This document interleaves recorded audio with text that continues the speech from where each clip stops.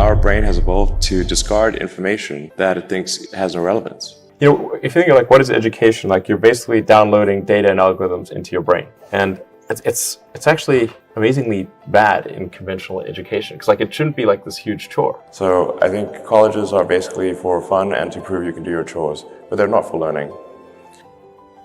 You're self-taught? Yeah.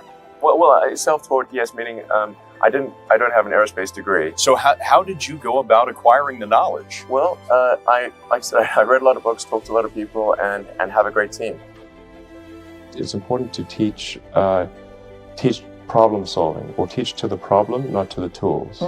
So this would be like, let's say you're trying to teach people about how engines work, or you could start by a more traditional approach would be to say, well, we're going to teach you all about screwdrivers and wrenches, and you're going to have a course on screwdrivers, a course on wrenches, and all these things. And this is a very difficult way to do it. A much better way would be like, here's the engine. Now let's take it apart. How are we going to take it apart? Oh, you need a screwdriver. That's what the screwdriver is for. You need a wrench. That's what the wrench is for.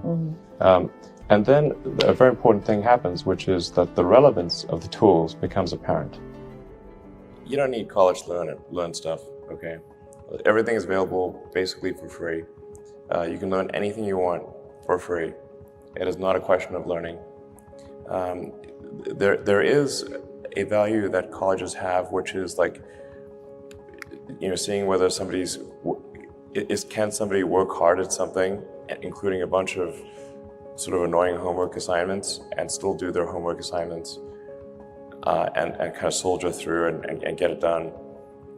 That's like the main value of college. And then also, if you probably want to hang around with a bunch of people your own age for a while instead of going right into the workforce. So I think colleges are basically for fun and to prove you can do your chores, but they're not for learning. Generally, you want education to be like as close to a video game as possible, like a good video game. Like, you do not need to tell your kid to play video games. They will play video games on autopilot all day. So if you can make it interactive and engaging, then you can make education far more compelling and far easier to do. So you really want to disconnect the whole grade level thing from the subjects. Allow people to progress at the fastest pace that they can or are interested in each subject. It seems like a really obvious thing. I think like most teaching today is a lot like vaudeville, where and as a result, it's just not that compelling. It's like somebody standing up there and lecturing to you, and they've done the same lecture several years in a row. They're not necessarily all that engaged or in doing it. If you think of like what is education, like you're basically downloading data and algorithms into your brain, and it's actually amazingly bad in conventional education because like it shouldn't be like this huge chore. Like the more you can gamify the process of learning, the better. Like for my kids, I do not have to encourage them to play video games. Okay, I have to like pry them from their hands, like crack. Yes. It's like drop that crack needle. In fact, I think a lot of things people learn probably there's no point in learning them because they never use them in the future. Well, you have to say like people I think don't stand back and say, well, why are we teaching people these things? And we should tell them probably why we're teaching these things. Because a lot of kids are just in school kind of puzzled as to why they're there.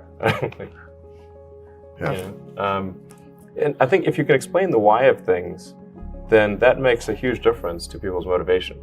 Then they understand purpose.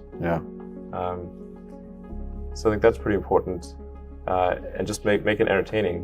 But I think just in general, like conventional education should be massively overhauled. I'm sure you very much agree with that. But well, people do not think critically enough. I mean, critical thinking is a skill in short supply, where people take too many things they assume too many things to be true without sufficient basis in that belief. So it's very important that people closely analyze what is supposed to be true and try to build up. Try to say let's analyze things from first principles, not by analogy or not by convention. If you assume things are true by convention, which is actually what most people do, then it's difficult to gain insight into how things can be bettered. So, in any argument or any sort of train of thinking, You want to make sure that the underlying premises are valid and applicable, and then in reaching a conclusion, that the conclusion you're reaching is necessarily driven by the underlying premises and the interconnection between those premises. That may seem like a really simple thing to say, but most people don't do that. So it's really the foundation of rational thought. I think there's maybe there are definitely some good schools out there, but I think some of the mistakes, at least in my opinion, that I see being made in education is that the teachers do not explain why kids are being taught a subject.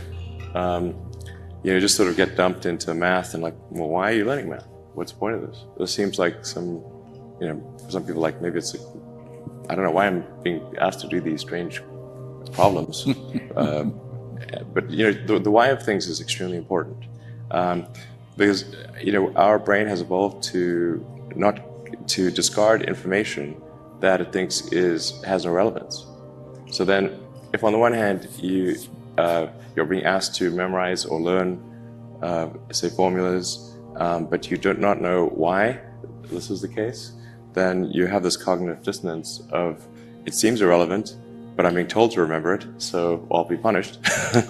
so I better remember it. So the why of things is very important, and then being able to, and then picking kind of a problem, and then using various educational tools to solve that problem, like using math or physics or economics to solve that problem, is far more engaging than teaching the tools.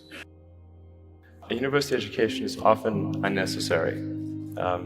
That's not to say it's unnecessary for all people, but I think you probably learn about as much, or the vast majority of what you're going to learn there in the first 2 years, and most of it is from your classmates. Now for a lot of companies, they do want to see the completion of the degree, because they're looking for someone who's going to persevere and see it through to the end. And that's actually what's important to them. So it really depends on what somebody's goal is. If the goal is to start a company, I would say no point in finishing college. So I think that's how it should be. And it shouldn't be that you've got like these grades where people move in lockstep. And so everyone goes through, goes like normally, we'll go through English, math, science and so forth from like 5th grade to 6th grade to 7th grade, like it's an assembly line. But people are not objects on an assembly line. That's a ridiculous notion.